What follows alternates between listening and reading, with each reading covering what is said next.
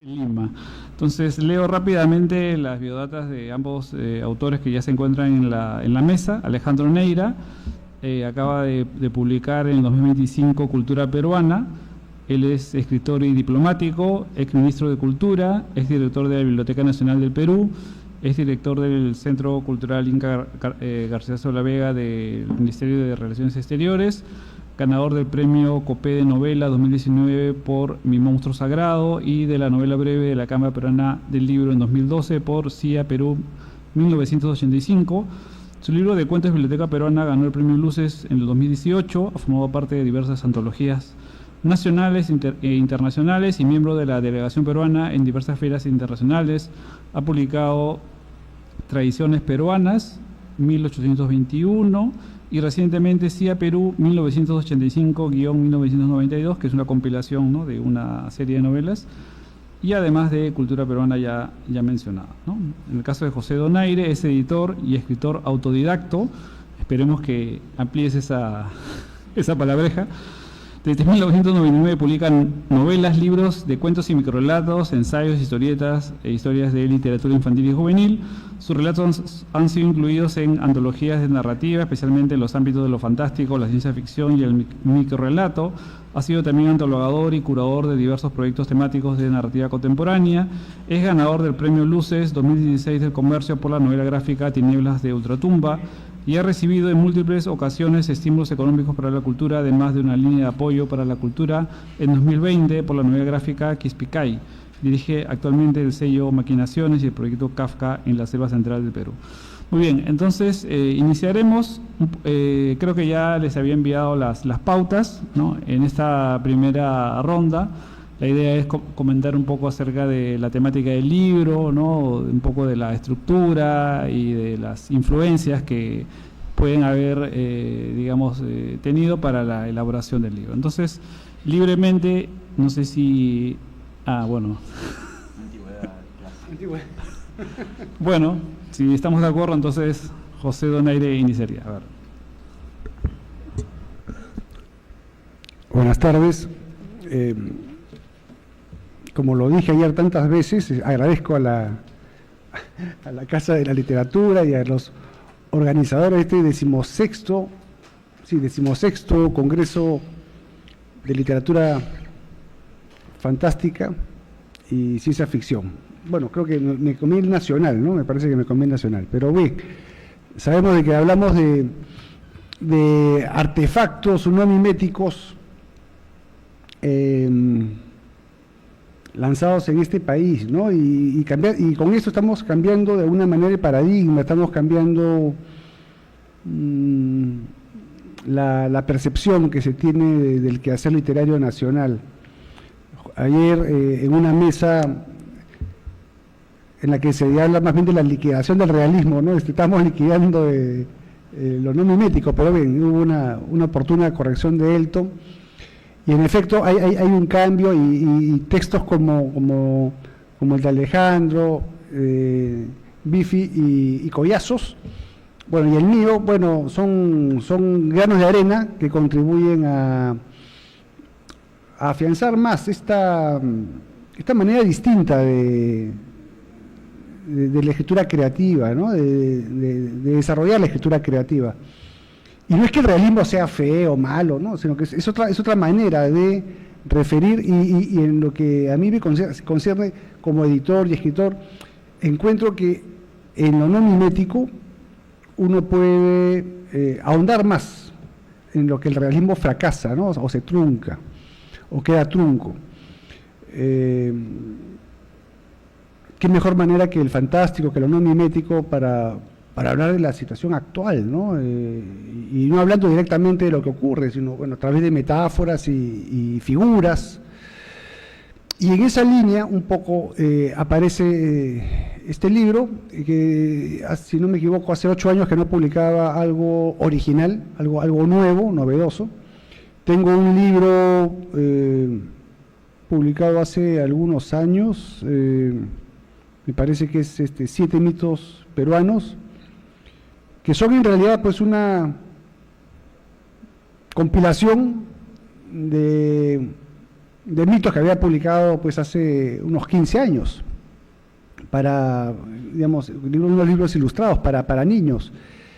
Pero a mí esas historias no me cuadraban mucho como que eran para niños, ¿no? Entonces le quité un poco ese colorinche que tenía y los junté. Y bien, me parece que un libro publicado hace unos 4 años, pero ya hacía 8 años que no lanzaba algo nuevo, ¿no? Entonces me he demorado mucho, ¿no?, con este libro. El título, bueno, pues, está sujeto a varias, digamos, se puede interpretar de diferentes maneras el título. Podemos hablar de lo más obvio, que son ciertos lugares en nuestro país y en otras naciones donde hay parajes peligrosos que llevan a la muerte a conductores distraídos, ¿no? Y se les denomina pues la garganta del diablo, ¿no? Pero aparte de ser peligrosos y generar muchos accidentes, son lugares tenebrosos, ¿no? Son lugares donde la naturaleza se conjuga de tal modo que uno pues siente miedo, temor, ¿no? Uno se sobrecoge ante estos paisajes extremos. Y hablo de esos lugares, pero también hablo de la garganta del diablo como metáfora, ¿no? Es un hilo conductor en esta colección, ¿no? La palabra del diablo como concepto aparece, y también con algunas variaciones aparece en varios, yo diría que casi todos, ¿no? Pero aparte, se trata pues de cuentos muy antiguos, ¿no? Cuentos que tienen muchos más de 30 años, que fueron digamos, planteados en pocas líneas, algunos casi concluidos, pero que les faltaba algo, otros que eran un título o una idea, y eran muchos, ¿no? Eran más de 30, que los fui concluyendo y depurando y retirando del libro hasta dejar este cuerpo de 21, y son en realidad cuentos que yo tenía atragantados, ¿no? Los tenía aquí en la garganta, ¿no? Entonces también yo soy el diablo de alguna manera, ¿no? En la garganta del diablo, estos cuentos los tenía acá, atragantados, ¿no?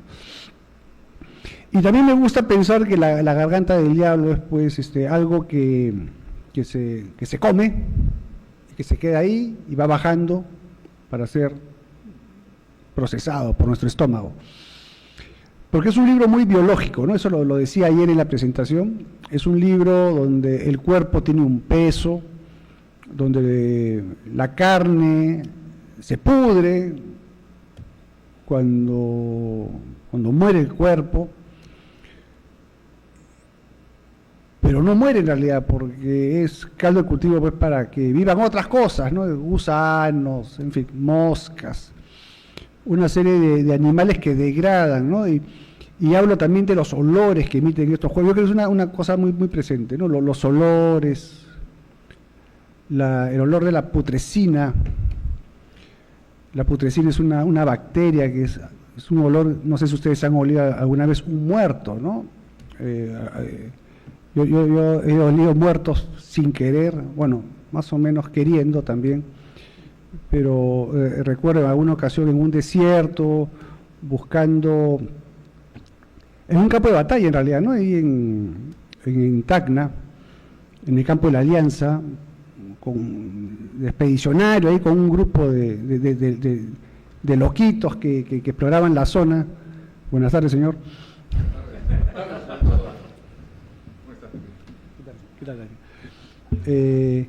Escarbando, buscando restos, ¿no? Medio perdido porque me separé del grupo, levanto algo y era una tela, y sigo levantando la tela y salió un olor pues impresionante, ¿no? Me fui.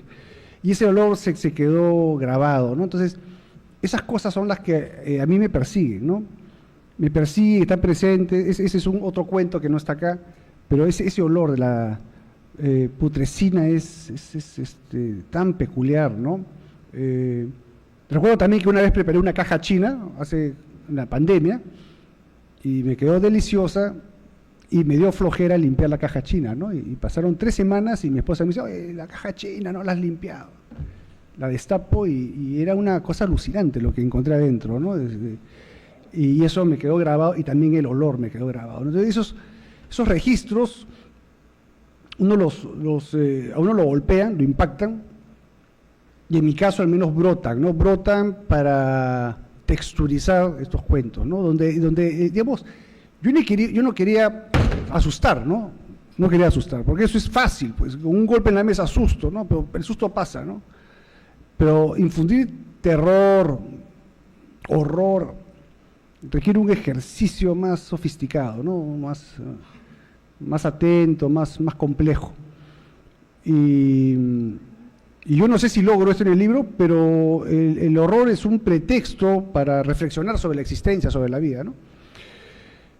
Y obviamente está en clave, pues, sobrenatural, ¿no? Yo digo sin desparpajo, que se trata de un fantasma, de un condenado, de un gentil, bueno, etcétera, sin dejar pie a que se pueda considerar un sueño, una pesadilla, una alucinación o algo parecido. No, es eso, es lo sobrenatural que se impone, ¿no? Desde, como dijo Elton, o como lo he hecho hoy en la mañana Elton, desde casi el comienzo de los textos, ¿no? O sea, son sobrenaturales, no miméticos, de arranque, ¿no? De arranque.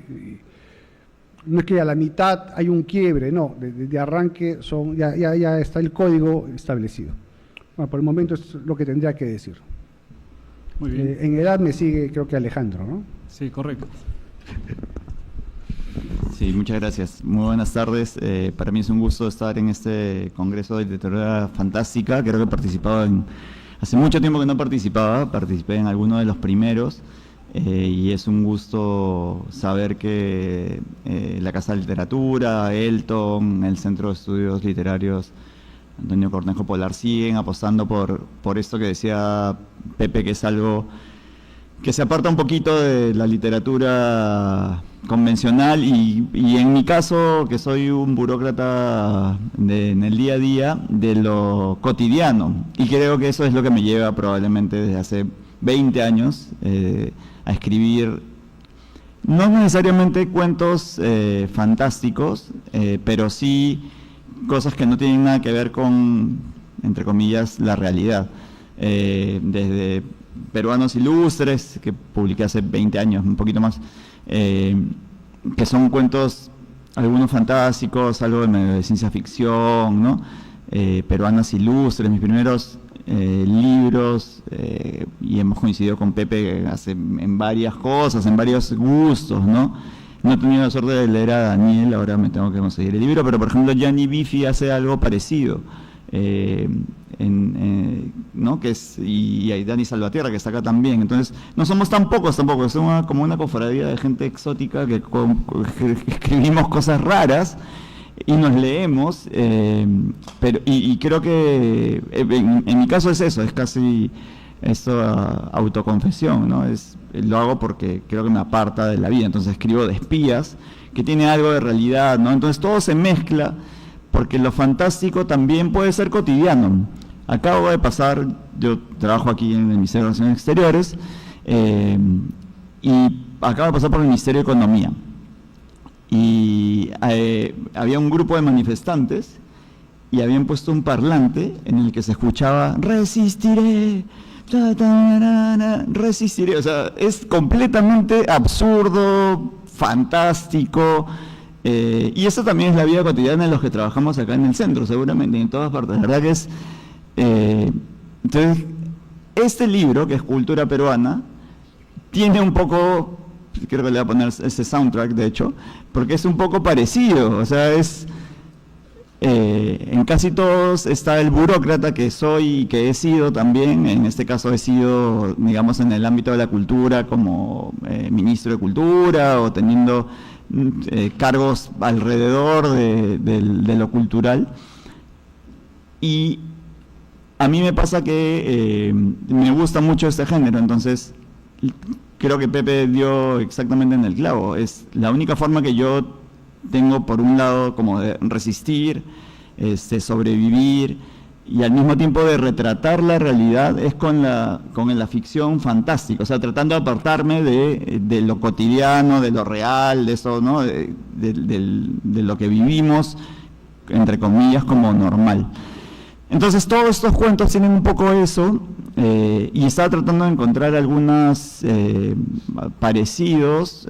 Ahora Pepe mencionaba lo corporal, ¿no? Lo sensorial, y hay un cuento que es quizás casi el que más me gusta, que es medio de horror, que se llama Gastronomía Peruana, que tiene que ver casi con la antropofagia, y que a mí, o sea, que es casi un homenaje a un cuento que para mí es uno de los mejores cuentos de horror del Perú, que es un cuento que ahora estaba buscando, se llama La apoteosis de la maestra, de María Tellería, que aparece en la antología de cuentos fantásticos de Harry Belaban, y que es un cuento en el cual unas niñas de un colegio de Lima, de niñas, termina comiéndose a su profesora.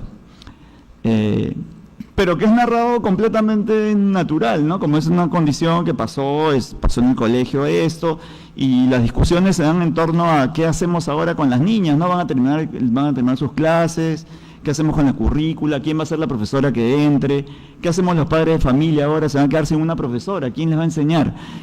Y eso que es brutal, después de haberse comido a la profesora, es un poco, creo, esa forma de afrontar la realidad entre humor, sadismo, lo que quieran ver, pero desde el absurdo que nos permite lo fantástico.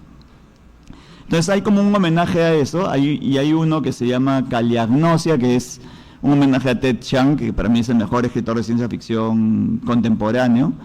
Y esas son como referencias al cine, yo creo que más que películas de ciencia ficción, que me gustan mucho también, quizás pues a mis recuerdos de niñez de La Dimensión Desconocida, ¿no? De Hitchcock, no me acuerdo cómo se llama la serie de Alfred Hitchcock, ¿no? Alfred Hitchcock Presenta, sí. Creo, ¿no? Alfred Hitchcock Presenta, que era extraordinaria.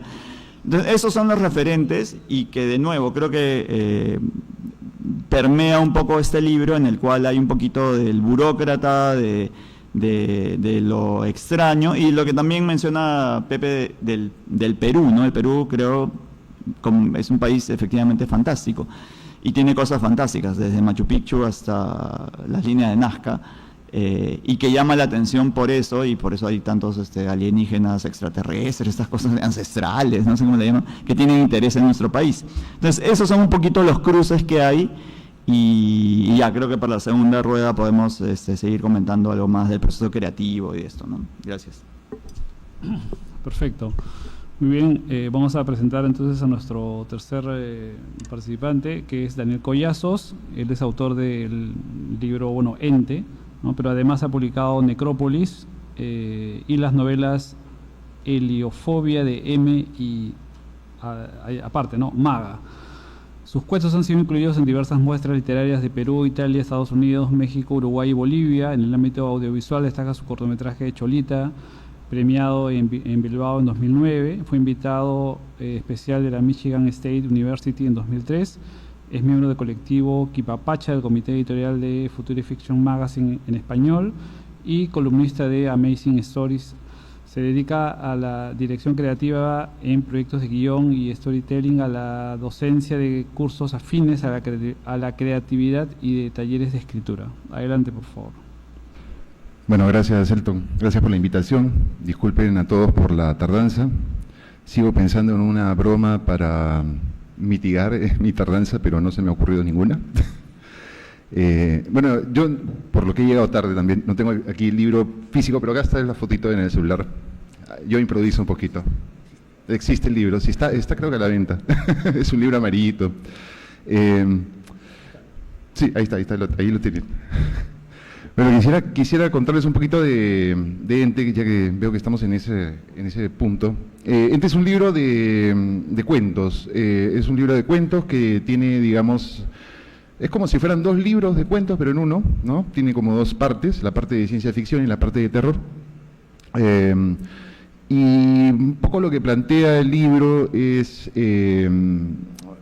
no me gustan digamos, no me gustaba la idea de hacer un libro con cuentos con certezas, sino que diera preguntas, ¿no? Yo lo que busco es que la gente comparta las mismas preguntas, o compartir, mejor dicho, las mismas preguntas que yo tengo con el lector, ¿no? Entonces, digamos, no es que yo digo la realidad es de esta manera, no. Hay diferentes cuentos, todos tienen que ver con un ente precisamente, con un ente que interviene en la vida, digamos, normal de las personas, de los protagonistas, y pues es un poco lo que nos está pasando en algunos puntos, ¿no? Porque hay algunos de los entes que aparecen en este libro son inteligencias artificiales, ¿no? Que están tan de moda ahora. Yo, la verdad, no quiero decir que soy un profeta o algo por el estilo, pero todo parte por un cuento que escribí en el año 2022-21 para una antología de ciencia ficción. Yo no era consumidor de ciencia ficción, asiduo consumidor de ciencia ficción. Creo que ahí un poco la culpa de que me haya metido un poco más ha sido de, que seguramente lo voy a mencionar en mis referencias, Adolf, leer Mañana las ratas a mí me estimuló muchísimo a escribir ciencia ficción. Y bueno, hay otros cuentos que tratan sobre demonios, un clásico, ¿no? Brujas, objetos fantásticos, seres antiguos o dioses antiguos, alienígenas, porque ¿por qué obviar a los alienígenas? Los alienígenas nos tienen que enseñar muchas cosas, creo. Bueno, y de eso va un poco el libro de Ente. Yo lo que estoy buscando es que cada persona tenga su propia lectura, su propia experiencia, pero sí abordo temas que pueden ser vistos desde un punto crítico, pero también puede ser que las personas los lean a mí no me molestaría para nada que la gente lea el libro de una forma de entretenimiento, porque también la literatura es eso, ¿no? Bueno, tiene como que yo vengo del mundo publicitario, así que hablo algunas cosas del mundo publicitario. Entonces Ente tiene un tagline, un eslogan, no sé cómo decirle, que es justamente cuentos para alterar el sistema, ¿no? Eso es lo que estoy buscando, ¿no? Un poco alterar el sistema. Y bueno, ahí justamente mencionaba el primer cuento que, como decía, escribí en el año 2021, que es de ciencia ficción, que se llama Dependencia Programada. Ese cuento tengo la gran fortuna que he tenido buena acogida, porque se ha publicado, se ha traducido al inglés, al italiano, ¿no? Y también esto se ha publicado en Uruguay, ¿no? Lo estudian actualmente, tengo la suerte que lo estudian en las aulas de Michigan State University, ¿no? Y este cuento es tan apreciado porque, bueno, tiene que ver con un poco con lo que nosotros hemos vivido durante la pandemia del COVID, pero pongámonos a pensar que la pandemia maravillosa que vivimos con el encierro maravilloso no hubiera terminado y siguiéramos por décadas. Entonces, un poquito la sinopsis sería, en un futuro en cuarentena por pandemia, Roger Peña podrá alterar el sistema dominado por Mink, una inteligencia artificial que controla sus emociones, su salud, su entorno, o el sistema ya lo alteró a él, ¿no? Ese es uno de los cuentos. Otro cuento que ha sido publicado, previamente publicado de este libro en México y en Bolivia, es La Cita, que tiene que ver con una cita romántica, donde ocurre la mejor cosa que le puede pasar a cualquiera, que es un terrible dolor de muela que te quieres desesperar, ¿no? Y hay elementos sobrenaturales. Y hay un cuento que a mí me gusta mucho, que también es un tanto polémico. Hay gente que se publicó en España en algún momento y me dijeron que no querían publicarlo porque era muy asqueroso, lo cual a mí me llenó de alegría, porque dio ese asco que tenía que dar. Y trata sobre es una historia sobre la pornografía y el contacto de los niños con la pornografía, ¿no? Hace unos días justamente vi que, obviamente, el cuento está súper vigente, lamentablemente, porque encontré un estudio que dice que entre el 8% y el 20% de los menores de edad acceden a contenidos pornográficos antes de los 10 años. Entonces, creo que es importante el cuento por eso, porque justamente hay una gente en esta pornografía digital que va a alterar el sistema de toda una familia, ¿no? Y eso sería la introducción. Quería agregar nada más que estaban comentando, bueno, de la caja china no puedo decir nada, no hago caja china, pero lo que sí quería decir era que sí, somos muchos los que estamos haciendo esto. Yo cada vez que puedo meterlo, lo meto, porque yo he hecho una recopilación más o menos llevo el conteo de 100 autores entre terror, ciencia ficción y fantasía. He hecho este listado, lo tengo en internet porque me parece que es importantísimo que se visibilice, y estas oportunidades como la de hoy nos dan esa oportunidad, valga la redundancia, ¿no? Y eso, gracias. Exactamente, visibilidad. Bien, muy bien. Vamos a pasar entonces a la siguiente ronda, que tenía que ver con el proceso creativo, es decir, motivaciones, estrategias, recursos, modelos. Pero yo quería agregar un adicional que me he percatado en las dos primeras mesas y también un poco en la sesión del día de ayer, que es que hay mucha preocupación por el tema de lo verosímil. O sea, cómo se construye lo verosímil desde lo fantástico, o sea, desde su propio trabajo, ¿no? O sea, cuáles son esas estrategias para hacer que eso que mencionas que es asqueroso, ¿no? Eso que es grotesco, eso que es incluso hasta humorístico, ¿no? Porque el humor también puede tener, hay que tener límites, ¿no? Y quizás vincularlo también como una suerte de autocensura, no sé si cabría el término, o sea, ¿cuál sería el límite dentro de la corrección, ¿no? de los textos? Entonces no sé si mantenemos el orden, ¿sí? Bueno, entonces continuaría Pepe entonces. Entonces, básicamente es proceso creativo y autocensura, ¿no? Sí, ¿no? proceso creativo, autocensura, sí, y construcción de lo verosímil, digamos. Si Ya. Bueno, creo que cuando uno se enfrenta creo que le voy a ceder mi sitio, creo que ya mejor que hable, ¿no? Claro, que hable, claro. Sí, claro. para no... Súmate, por favor. Sí, te lo paso.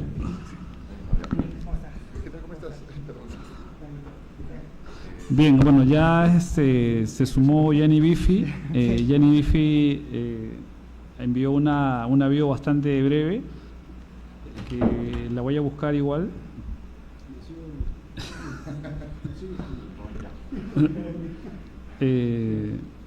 La voy a leer tal cual para que no... a ver, ya acá está.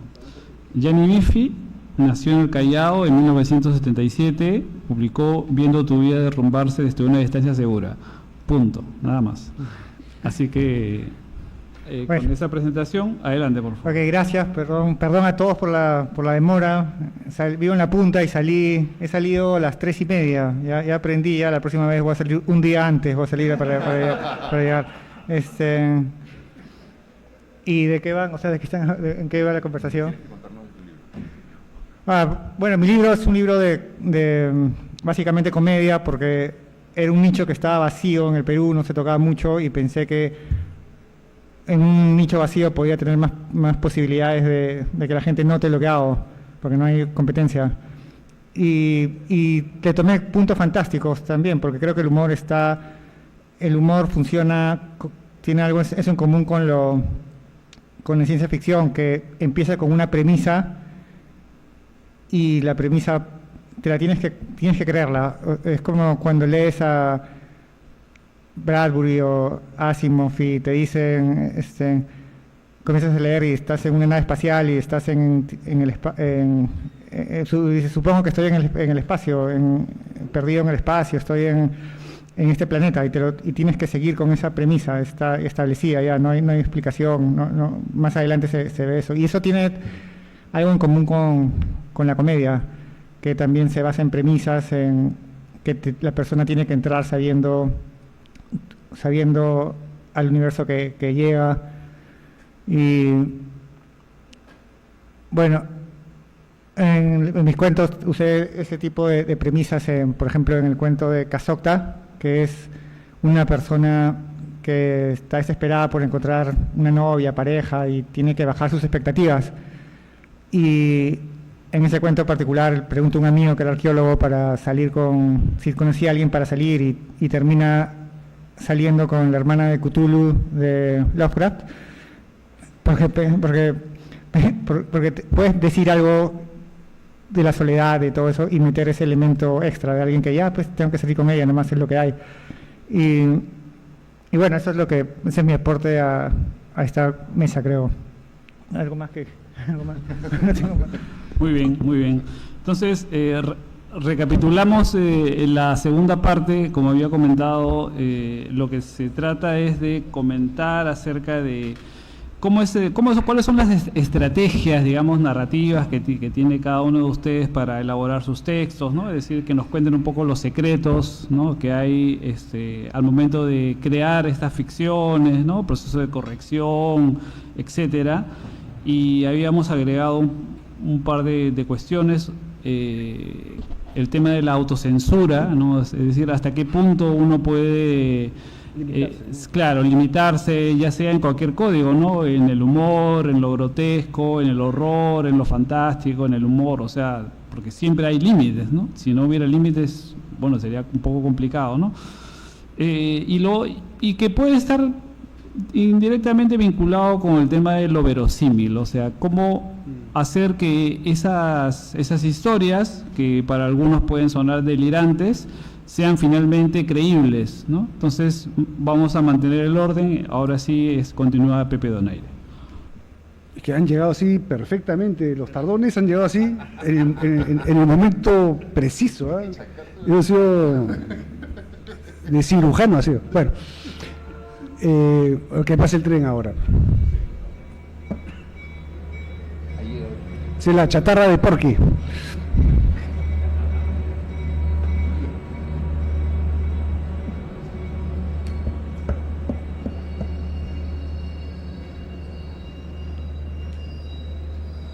Yo odio mucho a Porky. Ya, disculpen el exabrupto. Bueno,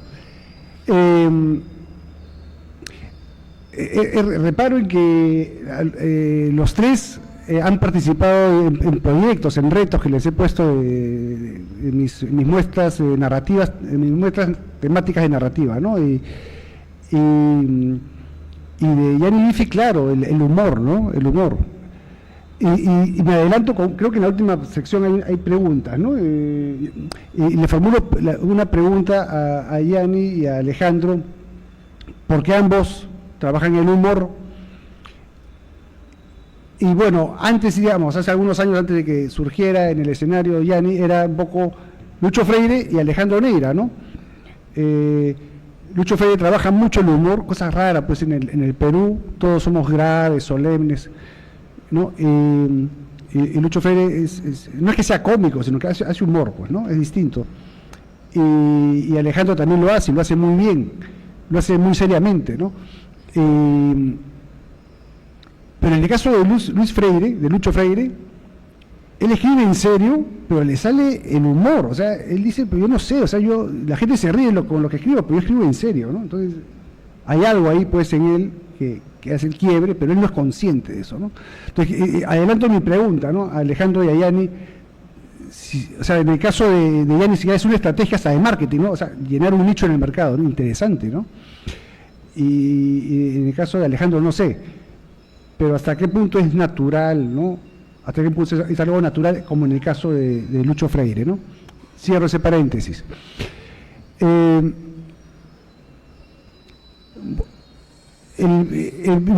mi caso, el proceso creativo el truco es no desesperarse por publicar, ¿no? Lo que pasa es que durante muchos años, yo empecé a escribir tarde, ¿no? 33 años mi primer libro, que me demoró 8 años escribirlo y nadie lo entendió, para colmo, ¿no? O sea, fue una cosa terrible, ¿no? Ahora ya lo están entendiendo un poco, ¿no? Después de 25 años ya es objeto de estudio y de interpretación, ¿no? Y eso me halaga mucho, ¿no? Pero fue perseverancia, ¿no? Estar ahí, escribir, ¿no?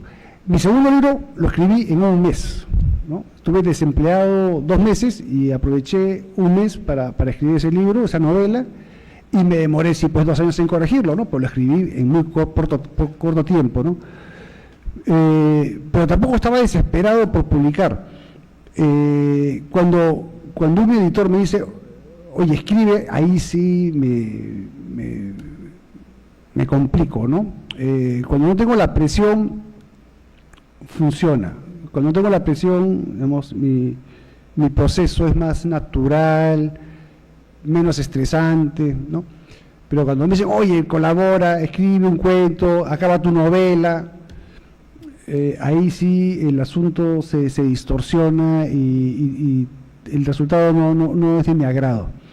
En el caso de este libro, ya con este libro es una exageración, porque algunos textos, como dije en la ronda anterior, pues tienen más de 30 años. Son cosas que escribí en boletos de ómnibus, ¿no? En servilletas, ¿no? Y luego las pasaba ni siquiera computadora, en fichas, y después esas fichas las he pasado en la computadora, porque yo empecé a escribir en una Remington, pues, ¿no? De taca, taca, taca, y no sé si han visto alguna vez una máquina de escribir, pero ni siquiera tenía un enchufe, nada, ¿no?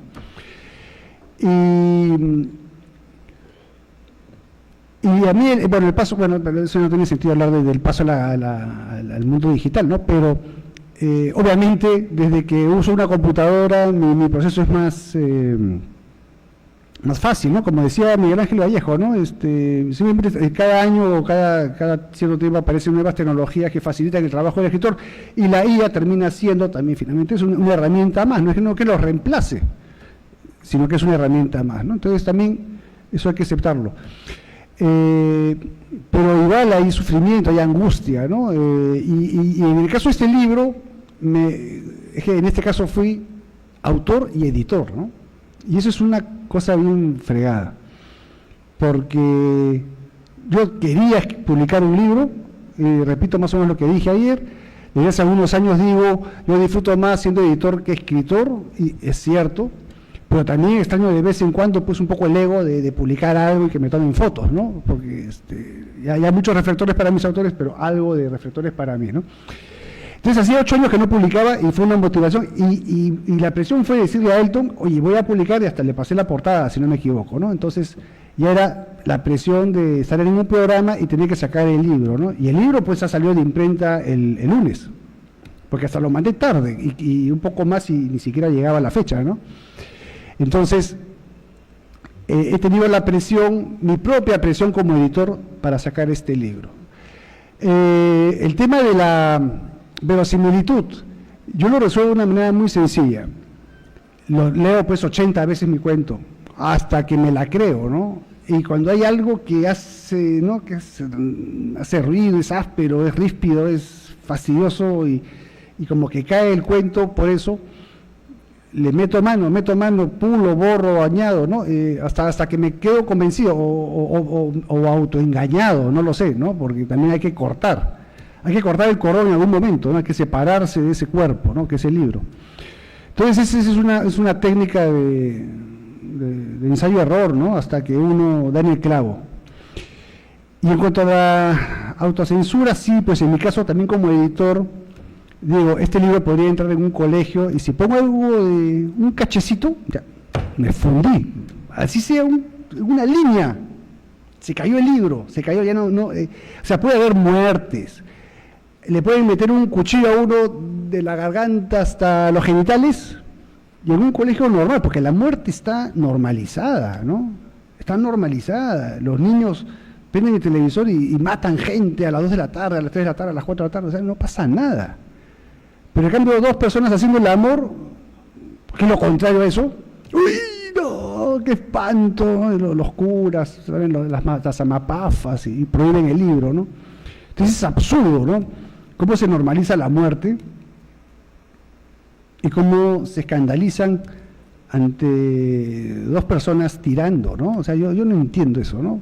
Pero bueno, sé que ocurre así está diseñado en nuestro mundo, nuestra sociedad, y hay que entrar en el juego, pues, ¿no? Entonces, yo he tratado de cuidarme, ¿no? Pero no sé hasta qué punto, ojalá que algún colegio lo acepte, ¿no? Porque en realidad, pues ahí las ventas son magníficas. Pero bueno, no sé si lo logré, ¿no? Ya me lo verán mis lectores si el libro califica para un colegio, pero tampoco es que algo que me motive, ¿no? La verdad era sacarlo y divertirme, porque es un poco mi intención, que es un divertimento, ¿no? Aunque he sufrido, pero me he divertido sufriendo, ¿no? Bueno, eso es todo por el momento. Yo empiezo entonces con la última parte. Autocensura nunca he tenido, creo, salvo mi primer libro, que me acuerdo que había uno de los cuentos que era el primer cuento de Peruanos Ilustres, iba a llamarse Alan García, hijo de... y me censuró Dante Trujillo, mi editor, que me dijo, no, pues no puede ser así. Y era un personaje que existe, que se llama Alan García, que era un actor secundario en las películas de Charles Chaplin. Y sobre la base de él empecé una historia de un tipo que le gustaba, era un enfermo del sexo y era un gordo enorme, nada parecido a nuestro expresidente.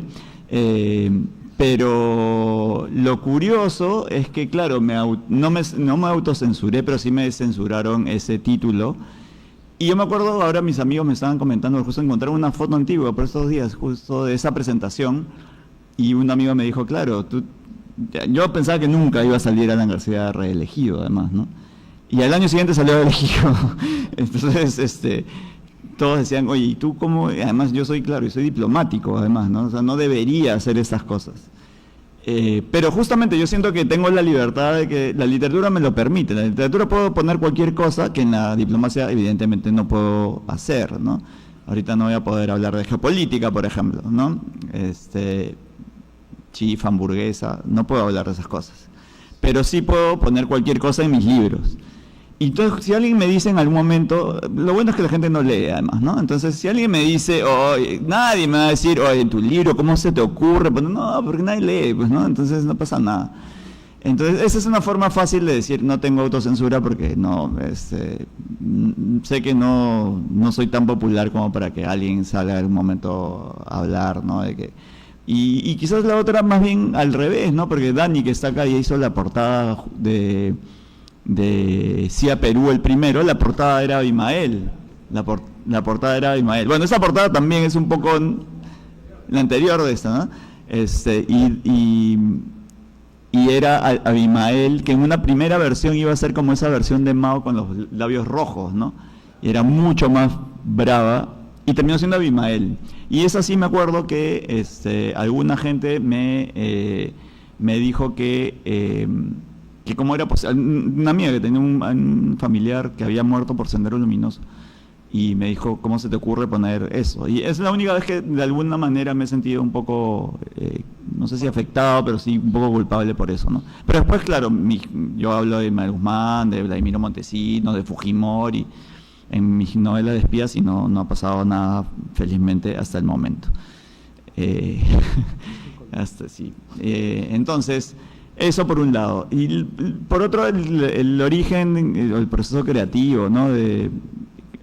Creo que lo más fácil es, digamos, escribir, como dice Pepe, creyéndote que lo que estás escribiendo es verosímil, ¿no? Porque finalmente, si te la crees tú, creo que es creíble para la gente. Este libro además surgió con cuentos.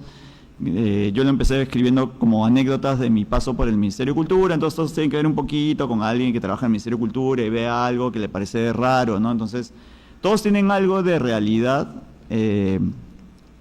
y hay un momento en que casi en todos los cuentos pasa así, ¿no? Es como que todo pasa normal, y como suele ser lo fantástico, ¿no? Lo absurdo, y en algún momento entra algo extraño, ¿no? Como la hermana de Tulu, ¿no? Por ejemplo, que entra así, y claro, cuando entras a leer un cuento o un libro, tú tienes que creer lo que está ahí. O sea, creo que hay como dicen, hay un compromiso previo, hay un pacto entre el escritor y el lector, en el que tú asumes que lo que está aquí, o sea, ya si te parece completamente absurdo y no te gusta, bueno, lo dejas, no pasa nada. Pero si sigues leyendo es porque confías en que el escritor te está diciendo esto por alguna razón.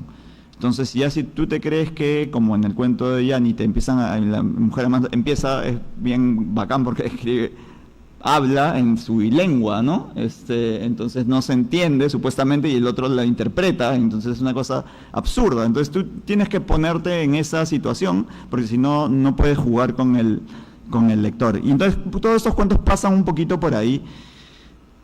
Y son cosas, de nuevo, como lo que les comentaba, la realidad a veces es completamente absurda. Hay un cuento en el que sí, hay uno que sí es lo más parecido quizás a la realidad, es que yo llegaba como autoridad y llegué a Vilcajuamán, y en Vilcajuamán la tradición era que la autoridad que llega la empiezan a tocar como si fueran cosas andinas, ¿no? Empiezan a hacer como si fueran en la época de los incas, ¿no? Así, entonces lo llenan uno de flores y lo visten de inca. Me vistieron de inca, tengo mis fotos. Me pusieron una túnica verde por sobre mi camisa y jean, y me hicieron hablar en la plaza pública, bajo la lluvia, además que estaba lloviendo, empezó a llover justo, y me pusieron la mascaipacha. Entonces es casi lo mismo, o sea, tú si no te crees que eres el autoproclamado Inca por un día, en ese momento, no podía hablarles a ellos como si yo fuera un ministro, o sea, no podía, mi figura tenía que prestarse a esto que además a los políticos les encanta, ¿no? A mí no tanto, pero digamos que en ese momento mi función política me obligaba a cumplir ese rol de ser un Inca por un día. Y a comer como todos los políticos después el chicharrón, el aguadito, lo que sea que a los políticos. A mí yo sí nunca he tenido problemas con la comida como el virrey Alfredo Barnechea, ¿no? Pero yo siempre he podido serlo sin problemas, pues comido lo que me ponen adelante porque soy un buen pobre y de niño viví en la época de Alan García y tenía que hacer mi cola para sacar los sacos de arroz y azúcar y es ciela de la vida, ¿no? Yo también soy chalaco, aunque no en la punta, tampoco soy de los barracones, pero digamos, he vivido lo que es la escasez y la falta de luz y de agua y todo, entonces digamos que no es tan grave. Y eso, entonces cada uno de estos cuentos tiene que jugar con eso, con la verosimilitud, con la realidad y con cosas que también de alguna manera me ha pasado, como este japonesito que llegó y se quedó meses en Machu Picchu porque iba a entrar el día que justo cerró Machu Picchu por la pandemia. Y el japonés se quedó viviendo ahí, haciendo la finta que enseñaba karate, porque pensaron que el japonés sabía karate, el señor no sabía karate, pero bueno, decía la finta de que le enseñaba karate, y hasta que llegó, y ahí sí fue real, me dijeron un día para abrir, entre comillas, porque ya iba a reabrirse Machu Picchu, y él fue el primer turista que entró a Machu Picchu, y en este caso ya es eso, más una visita que hace como casi 100 años después, porque ya es un futuro distópico en el que el mundo se está destruyendo y que su sueño, digamos, es volver a este lugar que en realidad ya está en ruinas, lo cual es absurdo porque Machu Picchu son ruinas, pero está en ruinas porque ya ha habido tanto turismo y tanta gente y ha habido tanta destrucción en el mundo que está en ruinas, las ruinas están en ruinas. Y llega este señor a visitar Machu Picchu en esa condición. Entonces, claro, de nuevo, es como que tienes que creerte eso, ya es una cosa más distópica, ¿no? Esta caliagnosia es sobre un cuento de Ted Chiang que es sobre eso, que es un lugar, como unos lentes que te pones y que no reconoces cómo es la otra persona, es decir, yo a ustedes los veo todos iguales, como si viera sombras. Entonces, no importa que uno sea alto, bajo, chino, cholo, gordo, flaco, mujer, hombre, todos somos iguales bajo con esa mirada. Lo cual sería maravilloso de existir para luchar contra el racismo, ¿no? Pero, digamos, es como una visión ya un poco más alucinada de todas estas cosas. Y de eso va un poquito todo, entonces es como creerse lo que uno está poniendo ahí, y en todos tiene que haber algo como ese elemento que más allá de lo normal rompa un poquito y te lleve a lo absurdo, que a mí me ayuda, como les dije, a resistir, a sobrevivir, ¿no? Lo cotidiano. Eso.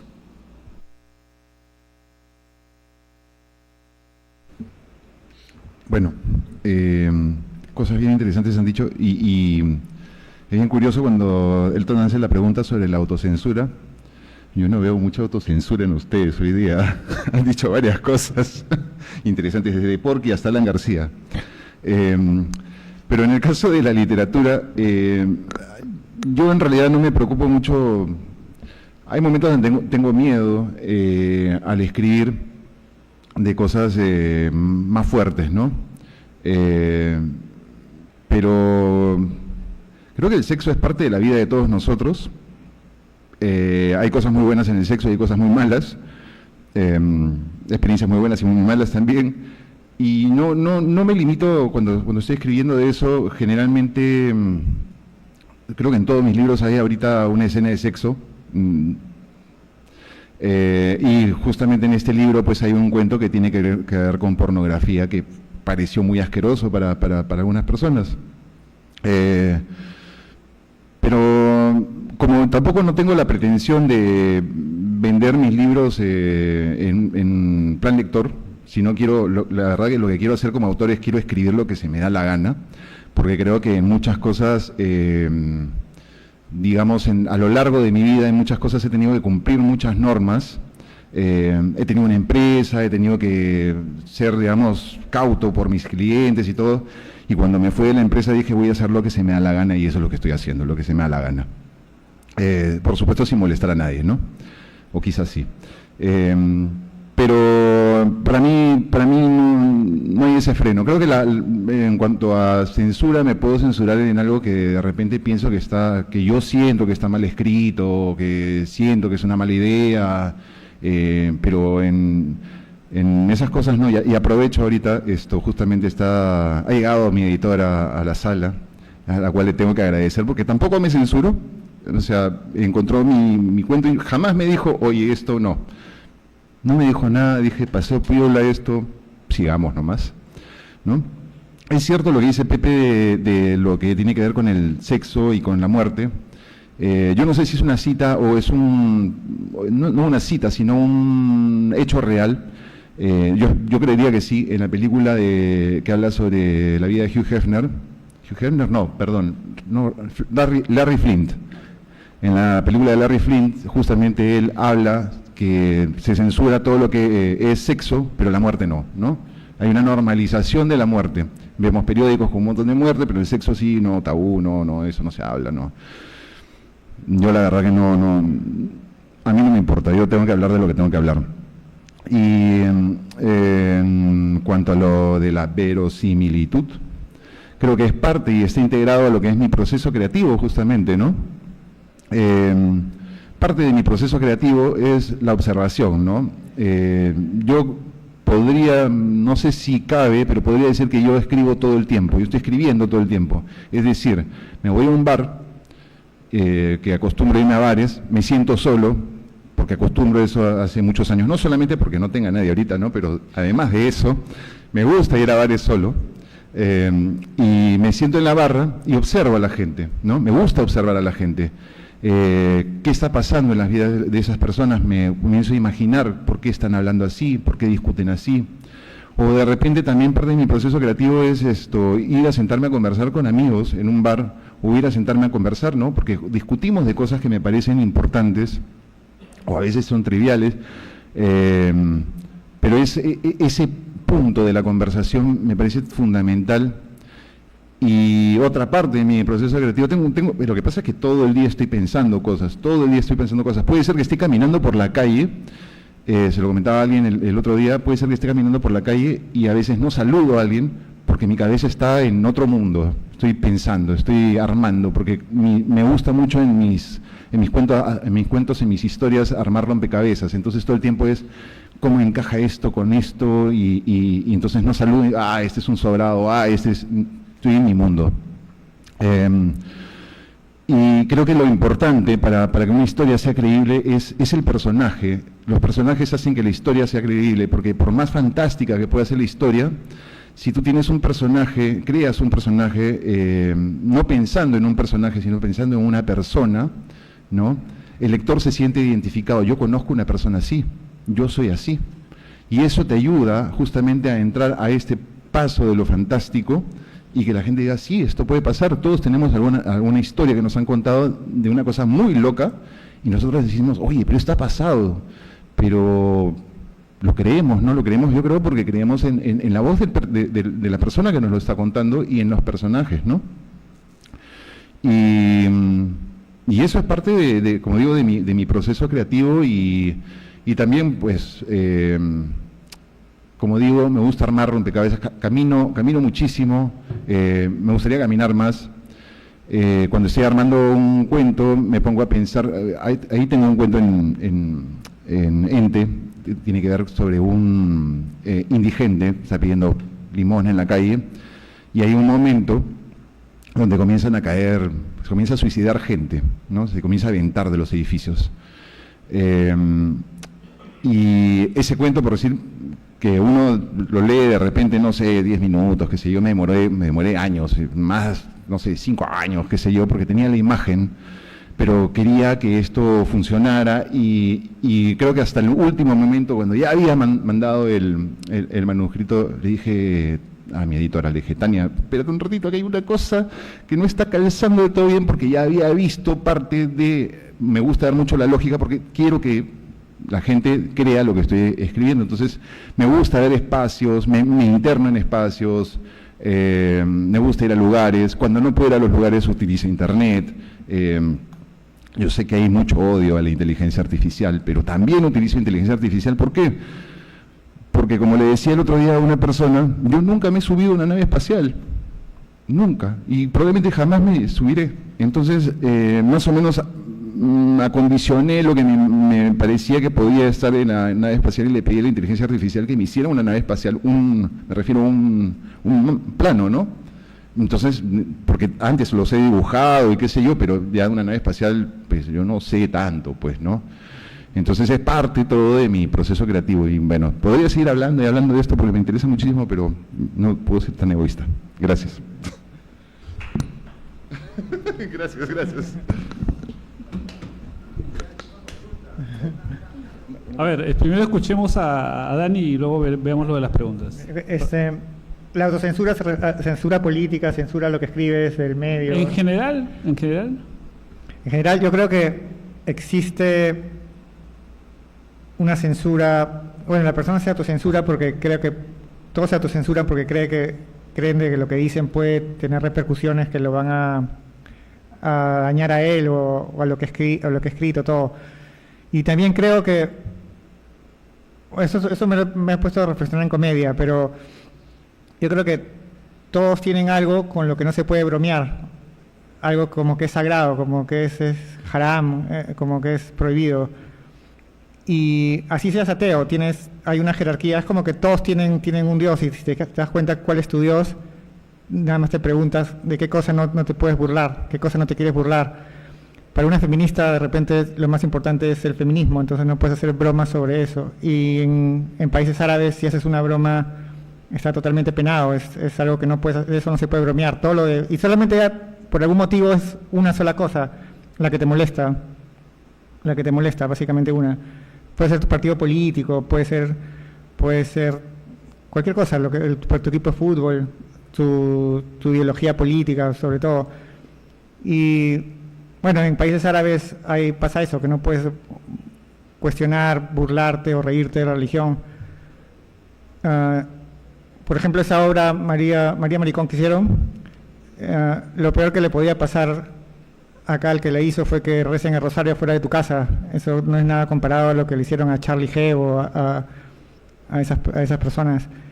Y en ese aspecto yo creo que hasta donde no es la libertad, creo que todos tienen que escribir sin pensar en la censura de la gente, de los medios, de la cancelación, de eso. O sea, hasta que se ponga totalmente fundamentalista algún bando que te prohíba literalmente escribir sobre algo, yo creo que tienes que hacer. Dicho esto, soy un hipócrita, porque cuando escribo tengo unos amigos que son super woke, y el escuadrón woke, y le paso para ver si no me pasaba la mano haciendo bromas.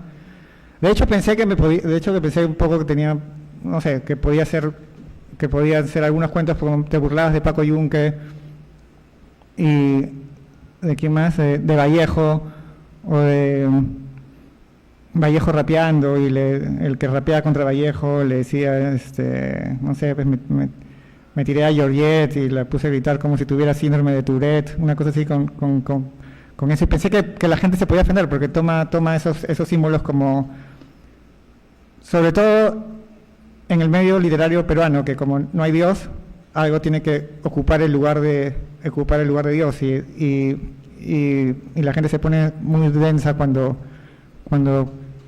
tocas algo que es sagrado para ellos. Entonces yo creo que no tiene que haber autocensura, y es bueno que la comedia y el humor y eso sirve para bajar el fundamentalismo de las personas, de eso. Más allá de eso, no he tenido problema con censura hasta ahora. Aparte yo no firmé ningún contrato con nadie para no poder decir lo que se me ocurre. O sea, y si viene el Estado y me da un papel y me dice firma acá y no puedes decir sobre esto, no firmaría. O sea, nunca he firmado, nunca he hecho contrato con nadie para no decir lo que pienso. Entonces eso es mi teoría sobre la censura y esas cosas. Muy bien. Bueno, nos hemos excedido en el tiempo, pero me parece que al fondo había una pregunta, no sé, me pareció que alguien levantó la mano. Sí, pero a ver, dale.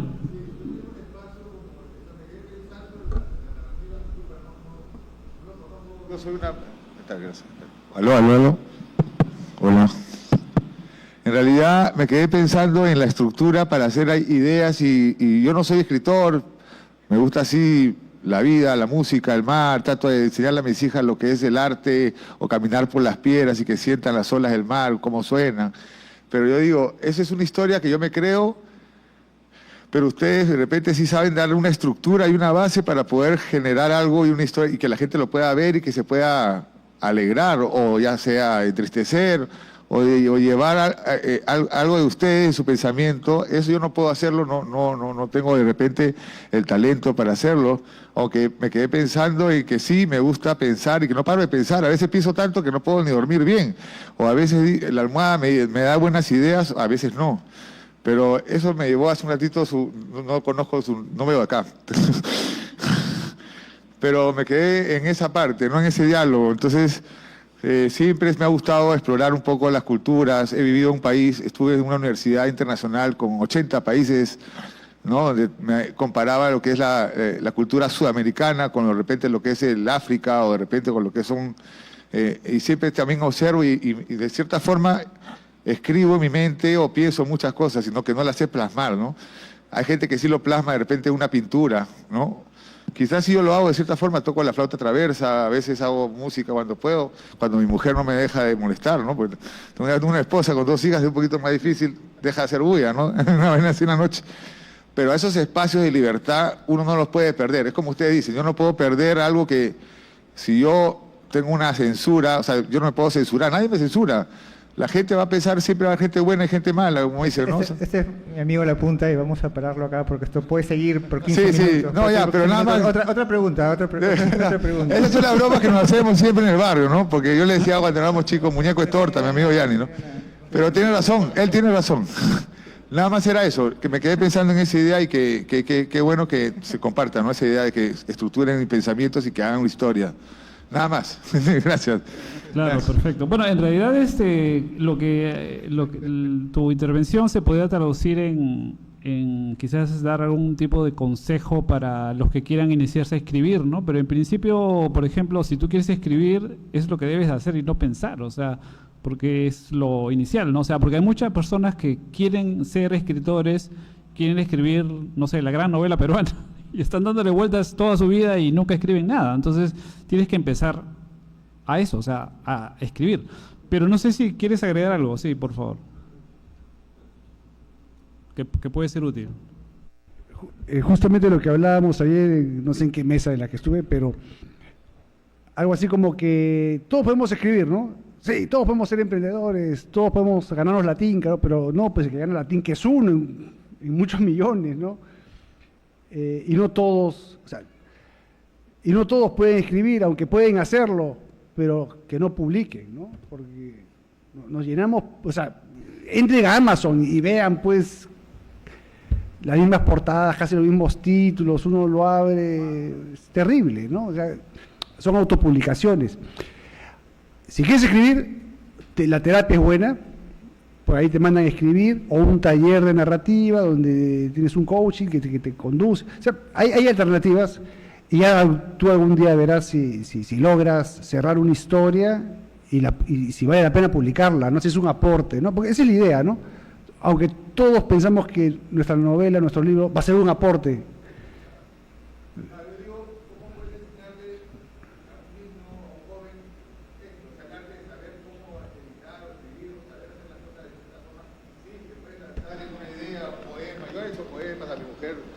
no sé, tanto en guaraní, en español, y lo que yo voy es que cómo le puedes tú dar arte y cultura desde la base, ¿no? Para que de repente puedan acompañar su mente con una idea que exprese algo y que lo sigan, que les guste, ¿no?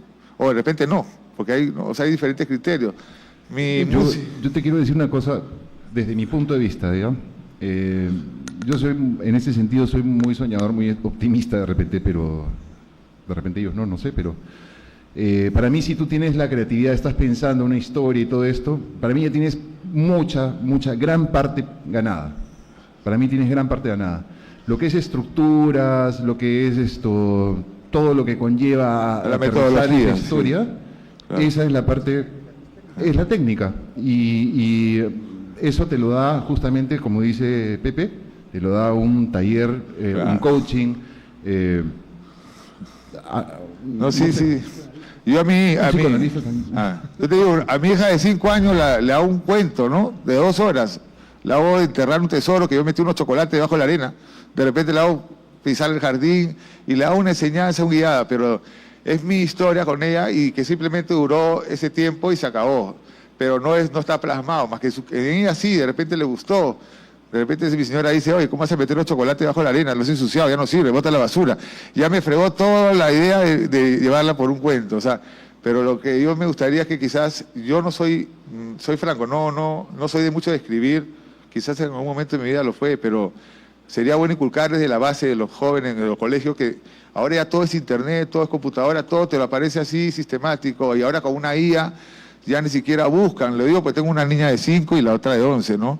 Y sería bueno que lleguen a darse cuenta de que realmente hay que enseñarles a los niños del colegio que no estén tan metidos en la tecnología, ¿no? No sé, es una idea nada más.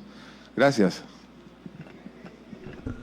Sí, no voy a responder, pero es otra cosa que se me ocurrió cuando hablaban de la censura, ¿no? En uno de los proyectos narrativos que organicé, mi editor, que era mi autor en ese momento, que estaba como loco Willy del Pozo por participar, pero con seudónimo, que es Carl Ojarak, me mandó uno de los cuentos más asquerosos que he leído en mi vida. Un cuento así asqueroso, o sea, Marqués de Sade era un santo junto a Carl Ojarak, que es Willy del Pozo, ¿no? Pero eso no me escandalizó en realidad, ¿no? Dije, está pervertido, pues no está bien. El problema era que el personaje se llamaba Cipriani, ¿no? Entonces, y en ese momento tenía todo el poder Cipriani acá en el Perú, ¿no? Y le digo, no, mira Willy, yo no puedo aceptar tu cuento por este tema, le digo, ¿no? No puede ser Cipriani, me voy a meter en un lío, le digo, ¿no? Yo lo odio a Cipriani, ¿no? Lo odio, me parece repugnante, pero no es conveniente, le digo, además van a averiguar quién eres, ¿no? Y yo voy a tener que decir, eres tú, ¿no? Ay, qué horror, me estás censurando. Sí, te estoy censurando, pues, ¿está bien? Y además, tú quieres participar, yo no te he invitado, tú quieres participar. Y le cambiamos de nombre. Y siempre me reprocha eso, ¿no? Y el tema es que los años le dieron la razón a Willy del Pozo, pues, ¿no? Muy bien. Un abusador sexual, ¿no? Finalmente. Bueno, nos hemos excedido, lamentablemente no va a haber más tiempo para preguntas, pero sí quiero... Sí, a ver, pero sí es breve, por favor. A ver.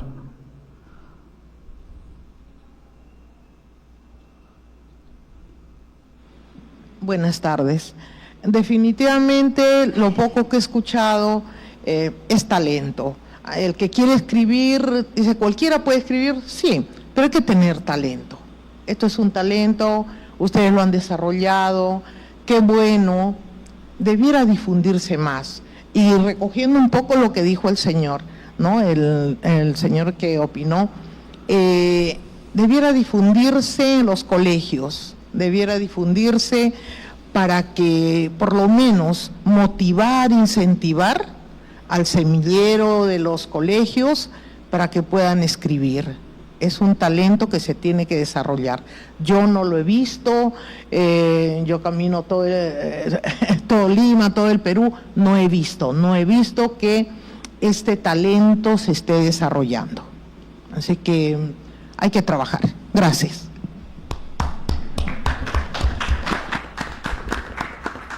Yo soy un convencido de lo que usted dice. Desde hace 2 años, y quizás este año también se repita a fines de año, a mediados de año, estoy publicando cuentos de escolares, gente de quinto de secundaria, ¿no?, sobre temas de violencia política. Chicos que van al LUM, ven toda la desgracia que ocurre en otro país y hacen una ficción sobre testimonios, ¿no? Y son cuentos con mucha calidad porque son colegios que tienen un proceso, un cuidado, o sea, desde niños leen noticias, las analizan, reflexionan sobre ellas, dan su punto de vista y se tratan con mucho respeto. Y la consecuencia lógica de toda esa formación es que llegan a quinto y media ya con unas condiciones, con un muy buen nivel de redacción, y no usan la IA porque hay un seguimiento del profesor en el proceso creativo, ¿no? Entonces, son 2 libros que los tengo en mi catálogo, que no los he traído porque son no miméticos, mejor dicho, son, entre comillas, miméticos, por eso no caben en este congreso, pero hay algunos colegios que trabajan, ¿no? Lamentablemente, nuestro sistema educativo va por otro lado, pero hay escuelas alternativas donde sí se explora la creatividad, la escritura creativa. Muy bien, yo de todas maneras quiero cerrar con una reflexión. Bueno, ya no se va a poder desarrollar esta idea, pero sí quería traer la acotación porque me parece importante. Ayer, en la mesa en la que estuvo Alexis, se hablaba de ese momento estelar en la tradición argentina, cuando se discute, ¿no?, el tema de lo fantástico respecto de esa tradición realista. Entonces, pensando en estas horas, en ese momento mencioné que Prochaska podría ser, ¿no?, digamos, ese libro del año 97, el libro que de alguna manera visibiliza una tradición que había estado borrada, pero me preguntaba también si es que es necesario que ocurra un debate como el que ocurrió en Argentina, ¿no?, dado de que en Perú, digamos que, como decía Salazar Bondi, si mal no recuerdo, ¿no?, eso o González Prada, mejor dicho, ¿no?, de hablar siempre a media voz, ¿no? Entonces es como que el cambio ya se ha dado, pero no va a haber no vamos a encontrar una polémica en la prensa, ni tampoco en el campo intelectual, porque simplemente, por ejemplo, los 4 autores que están en esta mesa, de alguna manera han desafiado a la tradición y han escrito libros que son rompedores, ¿no? O sea, que están haciendo otra cosa, como también hay otros autores, ¿no?, que vienen en las siguientes mesas, que escriben una narrativa, digamos, fantástica, pero que excede incluso los propios códigos, ¿no?, tradicionales de lo fantástico, ¿no? Yo menciono Prochaska porque, digamos, que sería como ya alguien canónico, ¿no?, alguien que ya es generación de los 80, ¿no?, como un referente, pero en realidad creo que esa ruptura se está dando constantemente, ¿no? O sea, en los últimos años creo que se están escribiendo, me parece que los mejores libros, ¿no?, libros ya maduros en esta tradición. Y como dice acá la señora del público, bueno, lo que falta es difusión, ¿no? O sea, ¿quién hace ese...? Sí, a ver.